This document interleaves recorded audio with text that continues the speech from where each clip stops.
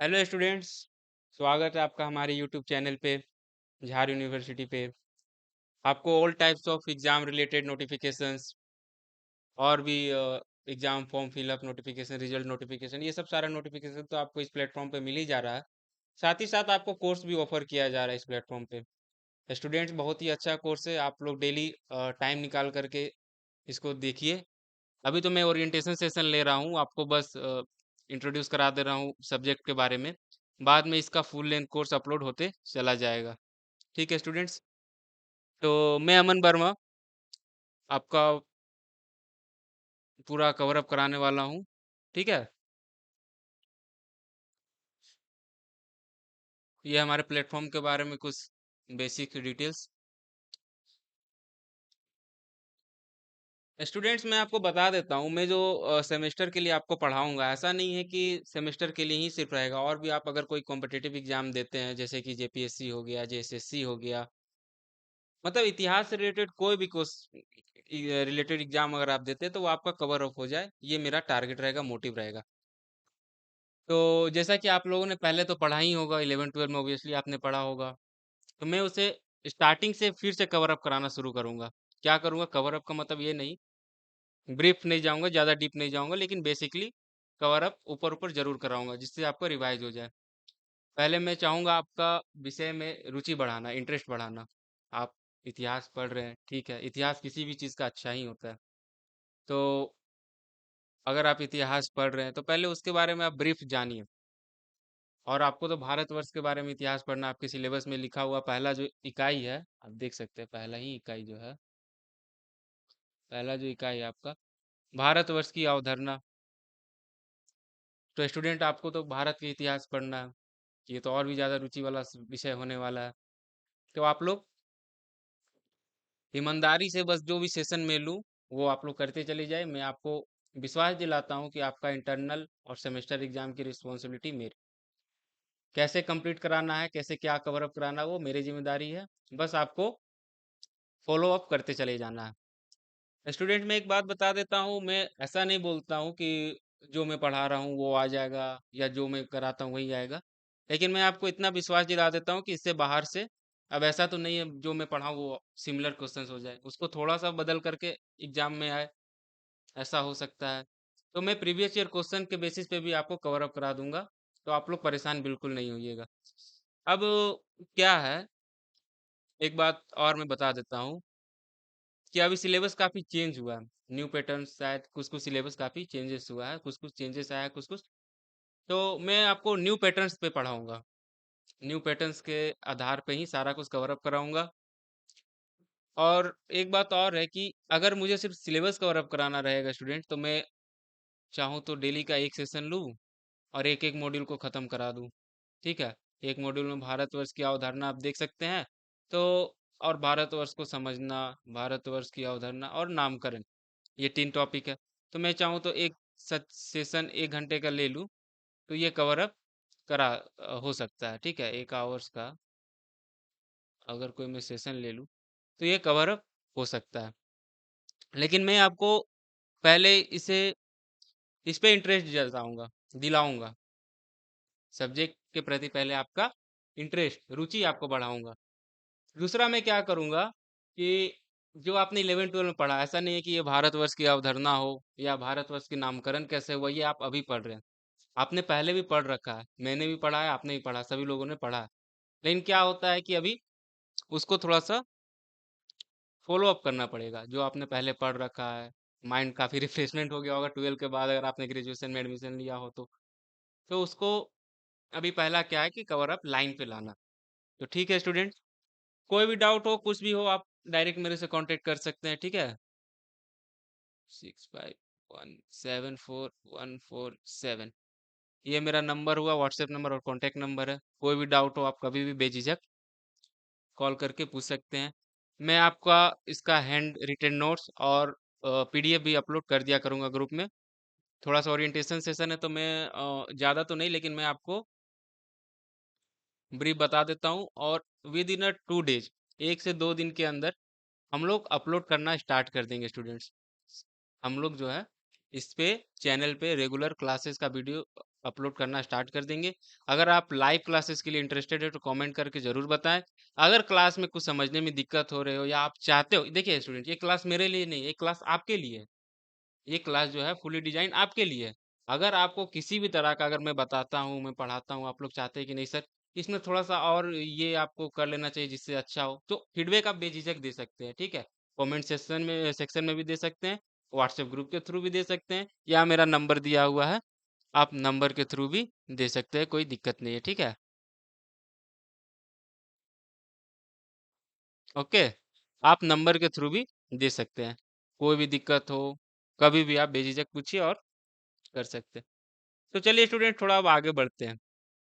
आगे बढ़ते हैं तो अब आता है भारत वर्ष से आप क्या समझते हैं। बहुत ही अच्छा क्वेश्चन है स्टूडेंट, भारतवर्ष से आप क्या समझते हैं, ठीक है। भारतवर्ष से आप क्या समझते हैं, आपने पहले भी पढ़ा होगा और अभी भी पढ़ना है आपको। देखिए मैं एक बात आपको बता देता हूँ, जो आपने प्रीवियसली पढ़ रखा है 9, 10, 11, 12 में, आगे चल के वही चीज को पढ़ना रहता है, उसी को थोड़ा सा क्या होता है कि स्टैंडर्ड फॉर्म में आ जाता है। जैसे आपने जो पढ़ा होगा पहले 9, 10 में, चाहे 11, 12 में, रिसेंटली आपने 11, 12 का एग्जाम दिया है, तो 11, 12 में जो आपने पढ़ा होगा उसी को एक स्टेप ऊपर ले गया गया है इसमें, और कुछ ज्यादा नहीं किया गया है। आप लोग को बिल्कुल नहीं घबराना है, मैं आपको सब कुछ बताऊंगा, कैसे क्या करना है, कैसे यहाँ तक कि इनफैक्ट मैं ये भी बताऊंगा कि आपको कैसे एग्जाम में लिखना है जिससे आपको अच्छे से मार्क्स आप लोग ला सके, ठीक है। तो स्टूडेंट, आप जानते हैं भारत दक्षिण एशिया में स्थित भारतीय उपमहाद्वीप का सबसे बड़ा देश है। जो अपना भारत है ये दक्षिण एशिया में स्थित भारतीय उपमहाद्वीप का सबसे बड़ा देश है, ठीक है। यहाँ पे आप देख सकते हैं, मैंने लिखा भी है ये पॉइंट, भारत दक्षिण एशिया में, यहाँ देख सकते हैं, ठीक है। तो भारत जो है स्टूडेंट्स, मैं फिर से आपको कवर अप करा देता हूँ, भारत दक्षिण एशिया में स्थित भारतीय उपमहाद्वीप का सबसे बड़ा देश है। और स्टूडेंट एक बात और है कि भौगोलिक दृष्टि से विश्व में सातवां सबसे बड़ा जनसंख्या वाला देश अगर कोई है तो वो अपना भारत है, ठीक है। भौगोलिक दृष्टि से अगर देखा जाए तो सबसे बड़ा आबादी, जनसंख्या आबादी वाला जो देश है वो भारत है। भारत के पश्चिम में, अगर मैं आपको बता दूं, भारत के यहाँ पे देख सकते हैं, भारत के पश्चिम में पाकिस्तान, पूर्व में बांग्लादेश और म्यांमार, और दक्षिण में श्रीलंका, और उत्तर भौतिक सीमा में हिमालय पर्वत से, और दक्षिण में हिंद महासागर से लगी हुई है, ठीक है स्टूडेंट। मैं फिर से आपको बता देता हूँ, भारत के पश्चिम में पाकिस्तान, पूर्व में बांग्लादेश और म्यांमार, दक्षिण में श्रीलंका, इसके उत्तर की भौतिक सीमा में हिमालय पर्वत है, और दक्षिण में हिंद महासागर है, पूर्व में बंगाल की खाड़ी तथा पश्चिम में अरब सागर है, ठीक है स्टूडेंट्स। आपने पहले भी पढ़ा होगा, 7, 8, 9, 10 से पढ़ते आ रहे हैं हम लोग, 11, 12 में भी पढ़े होंगे, तो मैं आपको बेसिक से ऊपर आपको ले चलूंगा, ठीक है। अब हम बात करने वाले हैं, भारतवर्ष की ही बात कर रहे हैं, तो भारतवर्ष से आप क्या समझते हैं, हमारा पहला टॉपिक अगर है तो बात करते हैं भारत क्या है। तो स्टूडेंट देखिए, भारत वो देश है, आप यहाँ पे देख रहे हैं, यहाँ पे मैंने मेंशन भी किया, मैंने सब बना रखा है। तो स्टूडेंट, भारत वह देश है जहाँ पर हर धर्म हर धर्म के लोग रहते हैं, ठीक है। आप देखिए मैंने यहाँ पे लिख रखा है, हिंदू, मुस्लिम, सिख, ईसाई, यहूदी, जैन, बौद्ध को मानने वाले धर्म के लोग यहाँ पे रहते हैं, ठीक है। भारत के कई नाम है, आप लोग जानते हैं, मैं आगे इस पे डिस्कस भी करूंगा कि भारतवर्ष क्यों नाम पड़ा, भारत का नाम भारत क्यों पड़ा, इस पे भी मैं डिस्कस करूंगा आगे। आगे की स्लाइड में मैं वो भी कवर अप करूंगा, ठीक है। तो भारत के स्टूडेंट कई नाम है, आप देख सकते हैं, मैंने यहाँ लिखा है हिंदुस्तान, भारत, इंडिया, तथा पुराने नाम आर्यवर्त व सोने की चिड़िया, ठीक है। अब स्टूडेंट्स, मैं आपको पहले ही बताया था, मैं सिर्फ सेमेस्टर के लिए आपको प्रिपेयर नहीं करा रहा हूँ, मैं चाह रहा हूँ कि आप कोई भी कॉम्पिटिटिव एग्जाम दे, उसमें भी आप अपना 100% ला सके। मैं अपने एंड से स्टूडेंट 100% दूंगा, आप अपने एंड से अगर 70%, 80% भी देते हैं तो मैं आपका रिस्पॉन्सिबिलिटी लेता हूँ कि आपका सेमेस्टर भी कवर अप हो जाए, आपका बेसिक जो है इतिहास के प्रति नॉलेज वो भी थोड़ा सा इंक्रीज हो जाए, ठीक है। तो अब भारत में क्या है, आइए भारत के बारे में ही जानना है तो भारत के बारे में अच्छे से जानते हैं। भारत में 29 राज्य हैं, आप लोग जानते होंगे, 7 केंद्र शासित प्रदेश है, ठीक है। भारत की राज्य भाषा हिंदी है, जो राष्ट्रीय भाषा होता है वो हिंदी है, और सहायक राजभाषा जो इंग्लिश है, अंग्रेजी है। ठीक है, एक तो हम लोग हिंदी यूज करते हैं, और साथ ही साथ जो सहायक भाषा है जो हम लोग एक और यूज करते हैं, जो इंटरनेशनल हम लोग कहीं भी ट्रेवल करें या कहीं भी करें तो सहायक भाषा के रूप में हम लोग अंग्रेजी को यूज करते हैं। ठीक है, और यहाँ पे मैंने और भारत के बारे में कुछ पॉइंट्स बना रखा है, देख सकते हैं यहाँ पे, जैसे कि भारत के आगरा का ताजमहल, भारत के आगरा का ताजमहल विश्व का सबसे प्रसिद्ध पर्यटक स्थलों में गिना जाता है। भारत में जो स्थित आगरा में, भारत के आगरा शहर में स्थित ताजमहल है स्टूडेंट्स, वो विश्व के सबसे प्रसिद्ध पर्यटकों में से एक है। ठीक है, विश्व के सबसे, भारत का तो ऑलरेडी है ही, हम लोग तो जानते ही हैं भारत में सबसे प्रसिद्ध है, और ये विश्व में भी सबसे ज्यादा प्रसिद्ध में आता है। तो भारत में कुछ अनेक और विविध है, भारतीय भोजन भी उसी तरह विविध है। तो आइए हम लोग बात करते हैं कि भारत के, मैं आगे इस पे भी बात करूंगा कि कौन से राज्य में कौन से भोजन का प्रचलन है, या फिर कौन सा भोजन लोग ज्यादा चाहते हैं। ठीक है, तो पूर्व पश्चिम उत्तर और दक्षिण भारत का आहार एक दूसरे से बहुत अलग है। ठीक है, जानते हैं आप लोग, साउथ हो गया, दक्षिण हो गया, वहाँ पे लोग इडली डोसा टाइप के इडली डोसा खाते हैं। ठीक है, तो भारतीय भोजन विभिन्न प्रकार की पाक कलाओं का संगम है।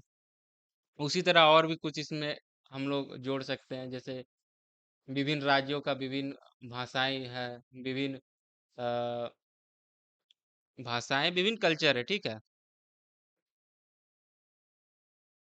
लगभग स्टूडेंट आप देख सकते हैं, मैंने यहाँ पे लिखा है 1.3 लाख सक्रिय सैनिकों के साथ भारतीय सेना दुनिया का तीसरा सबसे बड़ा देश है। ठीक है, और भारत की,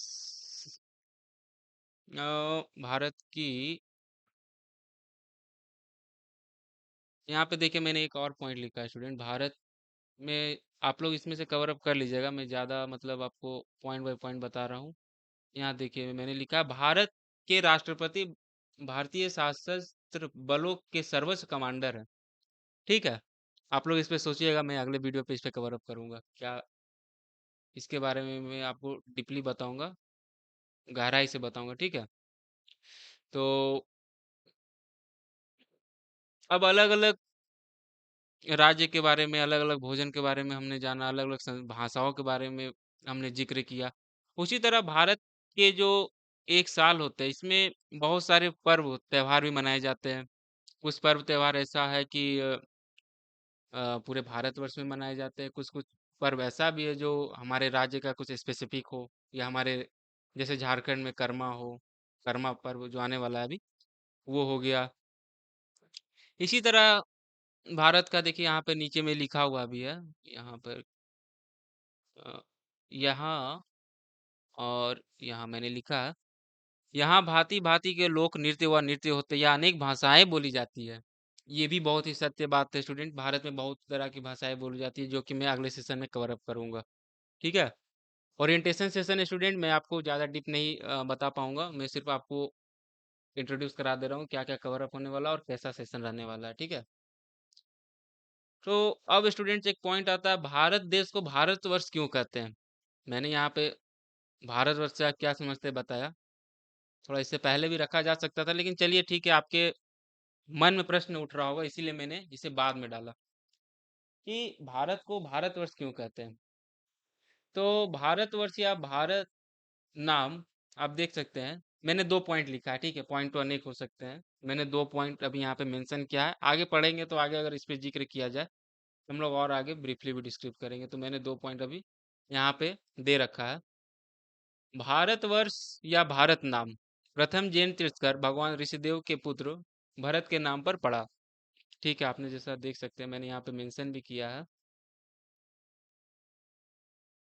ठीक है, भारतवर्ष या भारत नाम प्रथम जैन तीर्थंकर भगवान ऋषिदेव के पुत्र भरत के नाम पर पड़ा। आगे चलकर भरत एक चक्रवर्ती सम्राट हुए। पहले तो चक्रवर्ती राजाएं, चक्रवर्ती सम्राट ही हुआ करते थे।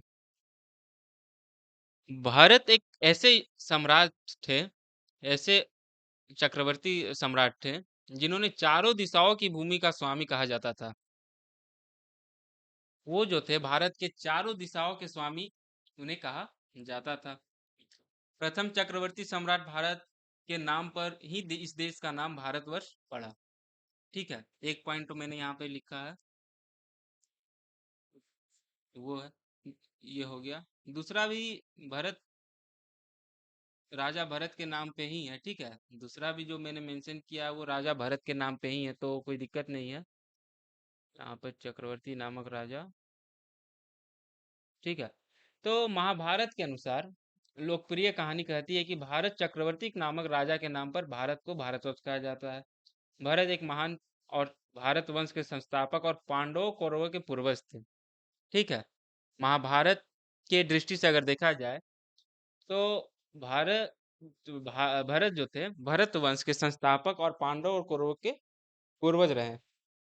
ठीक है, कोई बात नहीं, मैं ज्यादा इस पे डीप नहीं जा रहा हूँ, ओवरव्यू बस दे रहा हूँ। ठीक है, भारत देश को भारतवर्ष क्यों कहते हैं, आशा करता हूँ आप लोग समझ गए होंगे। ठीक है, इसमें ज्यादा टाइम नहीं हम लोग बिताते हैं। तो दो पॉइंट मैंने मेंशन किया है। ठीक है, अब आपने देखा होगा कि आपका जो सिलेबस स्टार्ट हुआ था इकाई, उसमें पहला था भारत की अवधारणा। अवधारणा, भारत की अवधारणा, यही था आपका पहला। ठीक है, उसके बाद जो स्टूडेंट था, भारत को वर्ष को समझना, भौगोलिक विविधीकरण, समय, ये भारतीय अवधारणा, तो ये सभी हम कवर करेंगे। पहले हम जान लेते हैं कि भारतवर्ष की अवधारणा क्या है। यहाँ पे हम लोगों ने जाना भारत वर्ष से आप क्या समझते हैं, फिर हमने जाना भारत को भारतवर्ष क्यों कहते हैं। ठीक है, अब हम लोग बात करने वाले अवधारणा की उत्पत्ति क्या है। ठीक है, भारत की अवधारणा पढ़ना बहुत ही बढ़िया बात है, हम लोग पढ़ेंगे आगे। आगे का सेशन पूरा इसी पे रहने वाला है, लेकिन इससे पहले हम लोग जान लेते हैं कि भारत की अवधारणा की उत्पत्ति क्या है। तो पहले स्टूडेंट जानिए कि अवधारणाएं मानसिक प्रतीक है। अवधारणाएं क्या है, वो एक मानसिक प्रतीक है, विचारों का इकाई। ठीक है, अवधारणा जो हुआ मानसिक प्रतीक हुआ, विचारों का इकाई हुआ। सभी मानसिक आवेदनाओं की तरह अवधारणाओं के सिद्धांत को यह निर्दिष्ट करना चाहिए कि क्या है जो कि किसी दिए गए मानसिक प्रतीक की सामग्री को निर्धारित करता है, यानी यह निर्धारित करता है कि यह कौन सी अवधारणा है, प्रतीक का अर्थ क्या निर्धारित करता है। यहाँ पे स्टूडेंट आप लोग नहीं समझ पाए होंगे, मैं समझ रहा हूँ। ठीक है, तो मैंने इसीलिए यहाँ पे ब्रेकेट जो मैंने दिया है यहाँ पे आसान भाषा में लिख दिया है अवधारणा के बारे में। अवधारणा की उत्पत्ति क्या है, मैंने आसान भाषा में यहाँ पे लिख दिया है। ठीक है, और जब हम सेशन स्टार्ट करेंगे तो इसमें और अच्छे से ब्रीफली कवर अप करेंगे और अच्छे से जाएंगे। ठीक है, अवधारणा यानी आसान भाषा में समझ लीजिए, अवधारणा यानी यह निर्दिष्ट करता है कि यह कौन सी अवधारणा है, प्रतीक का अर्थ क्या निर्धारित करता है। अभी मैं इतना ही बता रहा हूँ, आगे पूरा जब सेमेस्टर का जब आपका कोर्स कंटेंट स्टार्ट होगा तो उसमें और डीपली मैं इसे कवर करूंगा। अब एक स्टूडेंट प्रश्न आया कि भारतवर्ष की अवधारणा से आप क्या समझते हैं, समझाइए। ठीक है, मैंने प्रश्न किया आपके लिए कि भारतवर्ष की अवधारणा से आप क्या समझते हैं, समझाइए। या हो सकता है यही क्वेश्चन आपके एग्जाम में आ जाए कि भारतवर्ष की अवधारणा से आप क्या समझते हैं। किसी को कुछ घुमा के हो सकता है क्वेश्चन आ जाए, सेम टू सेम ना आए, हो सकता है इसी को घुमा करके देते हैं। ठीक है, तो यहाँ पर देखिए, मैंने यहाँ पे कुछ पॉइंट नोटिस किया है। लिखा है भारतवर्ष की अवधारणा का आधार भारत के भौगोलिक क्षेत्र है। ठीक है, भारतवर्ष की अवधारणा का आधार भारत के भौगोलिक क्षेत्र है। आपको मैंने पहले भी पढ़ाया, मैं आपको जो पॉइंट में आना उसको मैं काफी पीछे से लेकर आ रहा हूँ। ठीक है, भारत एक विशाल देश है जो दक्षिण एशिया में स्थित है, जो कि मैंने पहले ही आपको बताया। ठीक है, जो कि मैंने आपको पहले ही बताया कि यहाँ पे मैंने बताया था। देखिए, सबसे स्टार्टिंग यही हुआ, भारतवर्ष से आप क्या समझते हैं। तो जो मैंने यहाँ ये सब पॉइंट जो कवर अप मैंने किया, ये तो मैंने ओरिएंटेशन सेशन में लिया। आगे जब मैं सेमेस्टर के लिए आपको पढ़ाने जाऊंगा तो पहले जो चीज़ मुझे पढ़ाना है उससे पहले उस पॉइंट तक बाद में आएंगे, उससे पहले क्या क्या हो सकता है वो हम लोग बताएंगे। ठीक है, क्या आने वाला है उसको पहले से कवर अप करते हुए चलेंगे। मैं आपको पहले लाया जो आपने 9, 10, 11, 12 से पढ़ा वहां से। अब जो आपको ग्रेजुएशन में आपको कंप्लीट करना है उस पे वहां तक पहुंचाऊंगा, ठीक है।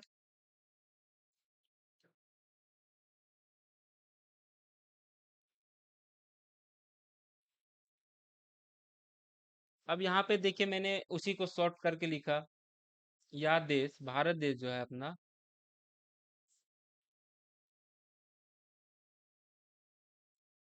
हिमालय पर्वत श्रृंखला से लेकर अरब सागर तक फैला हुआ है। भारत की विविध भौगोलिक विशेषताएं इसकी समृद्ध संस्कृति और इतिहास को जन्म देता है। ठीक है, यहाँ पे जो मैंने दिखा इतिहास, आपको क्या पढ़ना है भाई? इतिहास। तो भारत की विविध भौगोलिक विशेषताएं इसकी समृद्ध संस्कृति ने ही इतिहास को जन्म दिया। ठीक है। प्रश्न आता है कि भारत के इतिहास का जन्म कैसे हुआ। तो मैंने यहाँ पर भारत की विविध भौगोलिक विशेषताएं इसकी समृद्ध सांस्कृतिक और इतिहास को जन्म देती है। ठीक। भारतवर्ष एक विविधताओं और संस्कृतियों का देश है। जैसे दक्षिण एशिया में स्थित माना जाता है कि यह विश्व का 7वां सबसे बड़ा देश है, जो जनसंख्या के हिसाब से चीन के बाद आता है। यह एक पारंपरिक और मौलिक गणतंत्र है। ठीक है, जिसका नाम भारत गणराज्य है। और स्टूडेंट्स, एक सेकेंड।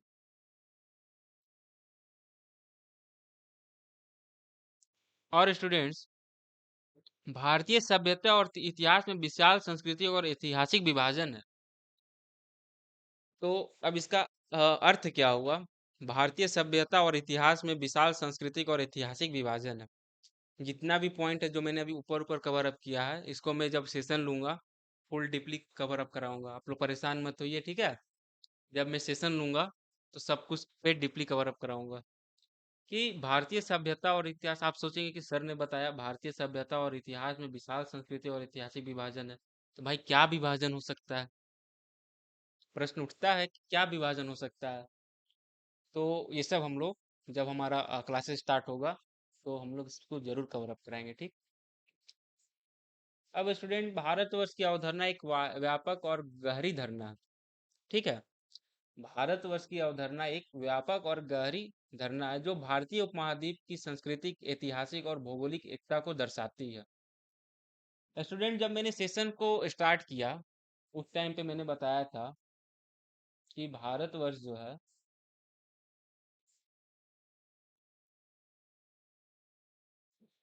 यहाँ पे देख सकते हैं मैंने बताया, जहाँ हर धर्म, यहाँ हर कल्चर, हर धर्म के लोग रहते हैं। यहाँ का लोक नृत्य व नृत्य, अलग अलग राज्य का अलग अलग नृत्य है, अलग अलग भाषाएं हैं। हर धर्म के लोग यहाँ पे रहते हैं। तो हर धर्म के लोग रहते हैं तो हर तरह का फेस्टिवल संस्कृति भी यहाँ की रही होगी।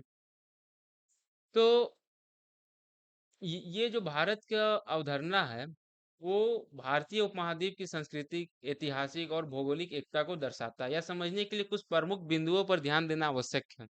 ठीक है, मैंने कुछ पॉइंट, कुछ बिंदुओं को नोट डाउन किया है, तो आइए इसको हम लोग समझते हैं। तो स्टूडेंट, जो मैंने पहला पहला सांस्कृतिक एकता, तो चलिए बात करते हैं सांस्कृतिक एकता क्या होता है।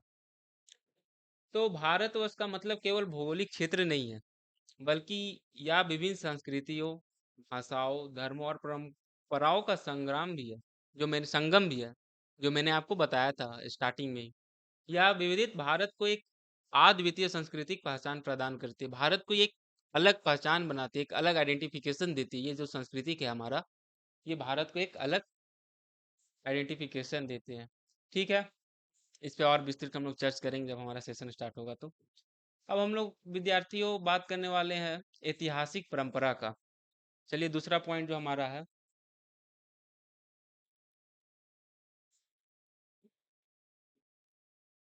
दूसरा पॉइंट जो हमारा है ऐतिहासिक परंपरा। तो भारतवर्ष की अवधारणा ऐतिहासिक दृष्टि से भी महत्वपूर्ण है। अब चलिए ऐतिहासिक दृष्टि से क्या महत्वपूर्ण है हम लोग ये भी देखते हैं। तो भारतीय उपमहाद्वीप की हजारों साल पुरानी सभ्यता है, जैसे सिंधु घाटी, आपने पढ़ा होगा, 11 12 में भी पढ़ा होगा, 9 10 में भी पढ़ा होगा। और मैं रिमाइंड कराने के लिए एक बार और आपको बता दूंगा, ठीक है, जब सेशन लूंगा तो बता दूंगा। जैसे सिद्धू सिंधु घाटी सभ्यता और वैदिक सभ्यता इस अवधारणा का एक हिस्सा है। ठीक है, भारतीय अवधारणा का ही एक हिस्सा है जो हम लोगों ने पहले पढ़ा था, सिंधु घाटी सभ्यता और वैदिक सभ्यता। ऐतिहासिक घटनाएं, महापुरुषों की कहानियां भी इस अवधारणा को सबल प्रदान करती है।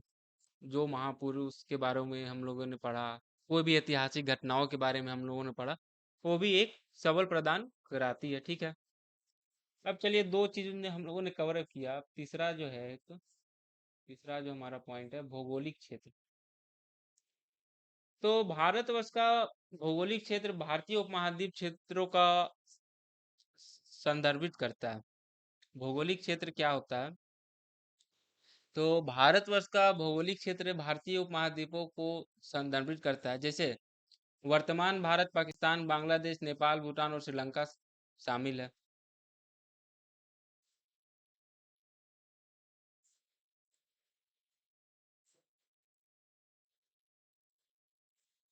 अब चलिए,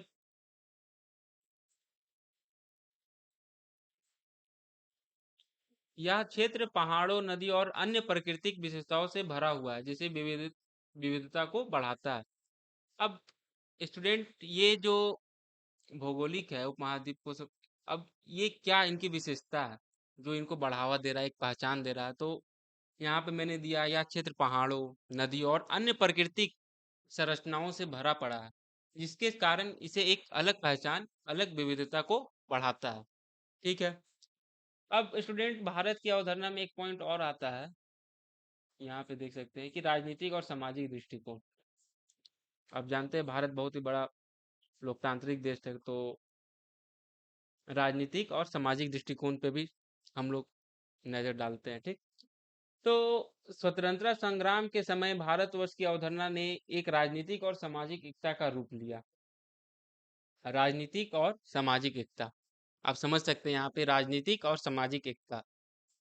सामाजिक एकता और राजनीतिक से आप क्या समझते हैं? एक पॉइंट आया, एक प्रश्न आया, राजनीतिक और सामाजिक एकता। सोचिए, आप लोग कमेंट करके बताइएगा। ठीक है, अगले सेशन में मैं कवर अप करूंगा, लेकिन मैं कोशिश करता हूँ अगले कमेंट में आप लोग जरूर बताएं। तो अगर आपने ये पूरा वीडियो देखा, पूरा सेशन देखा, तो मैं आशा करता हूँ आप लोग जरूर बताइएगा। ठीक है, कुछ भी आपको पता हो आप बताइएगा। तो विद्यार्थियों, स्वतंत्रता संग्राम के समय भारतवर्ष की अवधारणा ने राजनीतिक और सामाजिक एकता का रूप लिया, जिससे एक साझा पहचान और स्वतंत्रता का लड़ाई को बल मिला।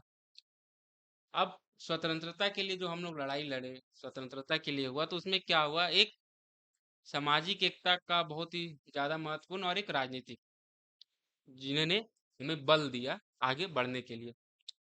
तो विद्यार्थियों, जैसा मैंने आपको बताया वो आप जरूर करिएगा। ठीक है, आप कमेंट में बताइएगा, आपका थोड़ा सर्च कीजिएगा, हो सकता है आप वो चीज़ सर्च करने जाए, एक दो चीज़ और आपको मिल जाए, और एक दो चीज़ के बारे में आइडिया लग जाए, तो आप लोग जरूर करिएगा। ठीक है, आज के संदर्भ में यह अवधारणा भारतीय गणराज्य की संपूर्ण संपूर्णता और अखंडता को दर्शाती है। अखंडता को दर्शाती है। ठीक है, अब एक पॉइंट और है विद्यार्थियों, यहाँ पे एक पॉइंट और आता है, भारत और भाषा और साहित्य। तो भारतीय साहित्य और भाषाएं भी भारतवर्ष की अवधारणा को अभिव्यक्त करती है। ठीक है, मैंने बताया था कि भारत में जो भी राज्य हैं उनकी अलग विशेषताएं, अलग सांस्कृतिक है, अलग अलग राज्य में अलग अलग सांस्कृतिक है, कहीं अलग अलग, हर राज्य की अपनी अलग अलग भाषाएं हैं, अलग अलग त्योहार है। ठीक है, तो यहाँ पर लिखा हुआ है, भारतीय साहित्य और भाषाएं भी भारतवर्ष की अवधारणा को अभिव्यक्त करती है। संस्कृत, हिंदी, उर्दू, तमिल, बांग्ला और अन्य भाषाएं इस संस्कृति की समृद्धि को दर्शाती है। मैंने यहाँ पे भाषा पे जिक्र किया है, आगे जब मैं सेशन लूंगा तो इसमें पूरा और डीपली कवर अप करूंगा। ठीक है, भारतीय अवधारणा को कितने भागों में विभाजित किया गया है? अभी मैंने ओवरव्यू जस्ट ऊपर ऊपर लिख दिया। ठीक है, मैं जब सेशन लूंगा तो इस पे भी बहुत ही अच्छा मैं कोशिश करूंगा, टाइम लगे तो लगे, लेकिन आपको इस तरह से प्रिपेयर करा दिया जाए कि आप सिर्फ सेमेस्टर को तो इजीली अपना क्वालिफाई कर ही ले, अपना जो भी सेमेस्टर अच्छे से निकाल ही ले, और भी जो आप कॉम्पिटेटिव एग्जाम दे, आपके माइंड में ऐसा इतिहास के प्रति रुचि हो जाए कि इतिहास से रिलेटेड कोई भी प्रश्न अगर एग्जाम में, कोई भी कॉम्पिटेटिव एग्जाम में पूछा जाए, तो आप चूके ना उसको बताने से। देख सकते हैं बदली हुई भौगोलिक विशेषताओं के आधार पर भारत को 6 भौगोलिक प्रभागों में विभाजित किया गया है। यहाँ पे मैंने लिखा है पॉइंट्स, 6 भौगोलिक प्रभागों पे विभाजित किया। अब क्या है इकाइयाँ इसकी, आइए देखते हैं। उत्तरी और पूर्वी पर्वत, उत्तरी मैदान, प्रायद्वीपीय पठार, भारतीय रेगिस्तान, तटीय मैदान और द्वीप। तो विद्यार्थियों अभी तो मैंने जस्ट इसको लिख लिया, जब मैं सेशन लूंगा तो इस पे भी कवर अप करूंगा, इस पे भी डालूंगा। ठीक है नजर, इसको और अच्छे से डीपली बताऊंगा आपको। ठीक, अब विद्यार्थियों अपने अवधारणा का, अभी तक आपके दिमाग में आ रहा होगा कि सर ने अवधारणा के बारे में इतना कुछ बताया, लेकिन अवधारणा का सही अर्थ क्या होता है अभी तक वही नहीं बताया। ठीक है, आपके माइंड में आ रहा होगा कि सर ने तो अभी तक अवधारणा के बारे में इतना कुछ बताया, बहुत ही बेसिक से कवर अप करते आए। ठीक है, लेकिन अवधारणा का सही अर्थ क्या है अभी तक सर ने यही नहीं बताया। तो चलिए हम बात करते हैं अवधारणा का सही अर्थ, अवधारणा का कॉन्सेप्ट। तो विचार या धारणा का संक्षेप रूप या मानव मन की एक वह या आंतरिक प्रक्रिया है जिसमें विभिन्न ज्ञान, विचार, अनुभव और अनुभूतियों के माध्यम से एक नया वस्तु बनाया जाता है। मैंने स्टूडेंट पहले अवधारणा का बारे में बताया था। देखिए अवधारणा से आप क्या समझते हैं। ठीक है, इसी का एक और अर्थ मैंने लिखा। ठीक, आगे और भी अवधारणा के बारे में ही पहले हम लोग जिक्र करेंगे, उसके बाद फिर आगे का कवर अप करेंगे। ठीक है, कुछ प्रश्न मैंने चिन्हित कर रखा है विद्यार्थियों। ठीक है, जिसको हम अगले सेशन में भी कवर अप करेंगे, और आप लोग भी अगर टाइम मिले तो एक बार जरूर इस पर नजर डालें। अवधारणा कैसे बनती है, बहुत इंपॉर्टेंट क्वेश्चन है। अवधारणा की विशेषताएं क्या है, ये भी बहुत इंपॉर्टेंट क्वेश्चन है। अवधारणा का दूसरा शब्द क्या है, ये भी बहुत ही अच्छा क्वेश्चन है। अवधारणा के लिए आवश्यक क्या है, ये भी बहुत ही अच्छा प्रश्न है। अवधारणा का स्वरूप क्या है, अवधारणा की सबसे अच्छी परिभाषा क्या है, ये मैं आपसे पूछता हूँ। मैं तो बताऊंगा ही, मैं जितना भी बताऊंगा उसमें आप कमेंट करके जरूर बताएं कि सर अवधारणा की सबसे अच्छी परिभाषा मुझे ये लगी। थोड़ा सा रिसर्च करिएगा, आपके माइंड में सेट भी हो जाएगा। देखिए इतिहास ऐसा सब्जेक्ट है कि आप रटिए ठीक है, लेकिन जितना आपका अंडरस्टैंडिंग पावर स्ट्रांग होगा, जितना आप अच्छे से समझिएगा, उतना आपके लिए सही होगा। मैं कोशिश करूंगा स्टूडेंट कि आपको इस तरह से समझाऊं कि मेरी बातों को आप सुने, आपके माइंड में सेट हो जाए। और आप जब मैं एक बात बता देता हूँ कि आप एक काम करिएगा, जब मैं आपको बताऊं तो आप नोटबुक में प्रॉपर लिखते रहिएगा, सही तरीके से प्रश्न करके। और अगर मैं रिकॉर्डेबल सेशन अपलोड करता हूं तो आप लोग पढ़ते पढ़ते वहां पे लिख लीजिए, चिन्हित कर लीजिए कि ये क्वेश्चन है, या फिर एग्जाम में किस तरह से क्वेश्चन आ सकता है, या फिर आगे मुझे इस बारे में और जानना है। आप पर्सनली मुझे व्हाट्सएप करिए, कमेंट सेक्शन में भी लिख सकते हैं, व्हाट्सएप करिए, ग्रुप में पूछिए, मैं आपको उसका शॉर्ट वीडियो के थ्रू आंसर दे दूंगा। आपका हैंड रिटेन आपको नोट प्रोवाइड करा दूंगा, जो भी मेरे से हो सके मैं आपको क्लियर करा दूंगा।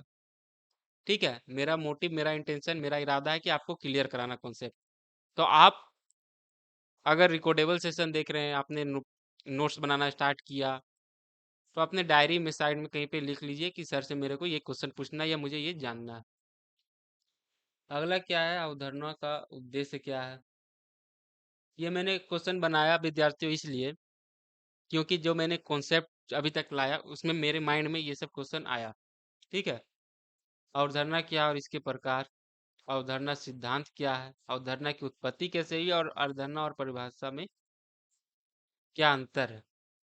ठीक है, तो स्टूडेंट्स ये हमारा ओरिएंटेशन सेशन था। बहुत ही जल्द हम फुल लेंथ कोर्स के साथ आएंगे, जिसमें अगला जो टॉपिक होगा वो टॉपिक हम कवर करेंगे भारत की अवधारणा। आप देख सकते हैं यहाँ पे लिखा हुआ है ना, भारतवर्ष की अवधारणा, जो आपका पहला इकाई है, पहला मॉड्यूल जो है यही है। ठीक, भारत की अवधारणा, और इसमें भारतवर्ष को समझना, भारतवर्ष की अवधारणा और नामकरण। मैंने नामकरण ये सब पर ओवरव्यू, मैंने ज़्यादा तो डीप नहीं गया, लेकिन ये तीनों को अगर आप देखें तो मैंने तीनों का ओवरव्यू आपको इस ओरिएंटेशन सेशन में दिया। अब मैं आगे जो मूव करूंगा, आगे जब बढ़ूंगा, तो मैं एक एक टॉपिक को लेकर बढ़ूंगा। जैसे भारतवर्ष की अवधारणा में आया, भारतवर्ष को समझना, भारतवर्ष की अवधारणा और नामकरण। मैं एक सेशन लूंगा तो पूरा इसी पे आधारित रहेगा।